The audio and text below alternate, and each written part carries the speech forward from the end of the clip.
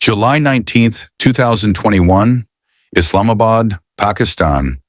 NOOR MUQADDAM, the vibrant 27-year-old daughter of a former diplomat, stepped out of her car and into the gated luxury of Zahir Jaffer's mansion. They had known each other for years, once friends, now something more complicated. She had no idea it would be the last time she'd be seen alive. Her phone records showed she had messaged a friend earlier. "Just meeting Zahir. We'll call you after." But that call never came. By midnight, her family was frantic. NOOR wasn't answering her phone. Her last location? Still at Zahir's house. Her father, Shaukat MUQADDAM, called Zahir, only to be met with a chilling response. "She's not here." But something was wrong. The security guard at the house later told police he had heard screams. Then, silence. When officers finally forced their way in the next morning, the scene was a nightmare. Blood streaked the walls, furniture was overturned, and in a locked room, they found NOOR, her body bearing the marks of a frenzied, brutal attack. Who could have done this, and why? The prime suspect was already in the house, Zahir Jaffer, covered in scratches, his clothes stained dark red.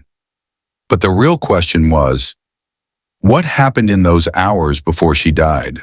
Zahir Jaffer, the privileged heir to the Jaffer family empire, was no stranger to violence. Police interrogated him for hours, but his story kept shifting. First, he claimed, "I don't remember." Then, "She attacked me first." But the evidence told a different tale. NOOR's autopsy revealed she had been tortured before death. Deep cuts, signs of strangulation, and wounds suggesting she had fought desperately for her life. The murder weapon? Likely a sharp object, possibly a knife or broken glass.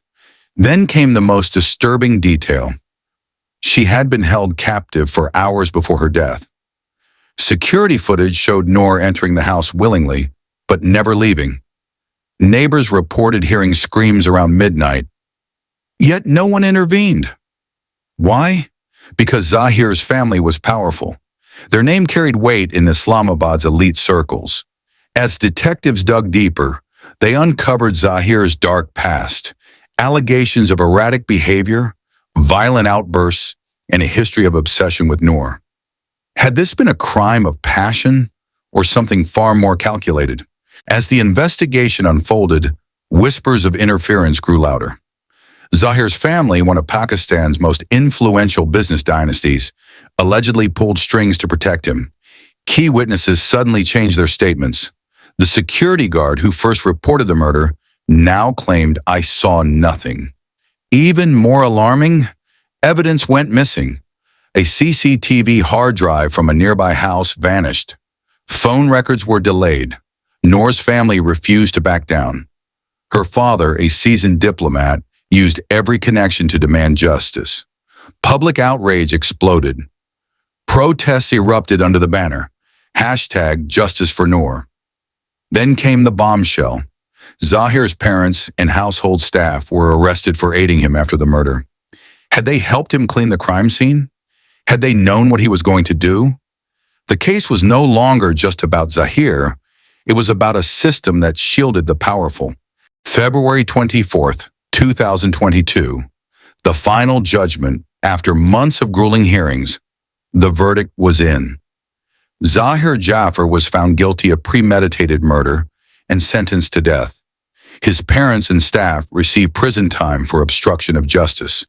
The nation exhaled. Justice had been served.